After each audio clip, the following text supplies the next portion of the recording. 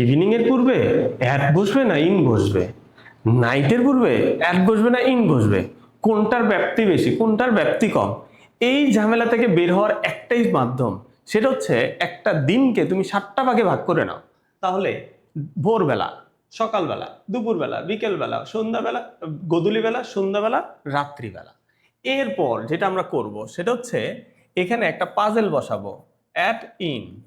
তাহলে at in, দেখো at in, তারপর অ্যাট, তাহলে at in at in at in at in বসাই দিব, শেষ, ঝামেলা শেষ। ইভিনিং এর পূর্বে ইন বসবে, নাইটের পূর্বে অ্যাট বসবে। একটা ফ্যাক্ট আছে, সেই ফ্যাক্টটা কি, যেখানে যেখানে ইন দেখতেছে সবার সাথে বসবে যখন, তখন হবে ইন দা, ব্যবহারটা কি হবে, ইনের পরে দা দিয়ে হবে।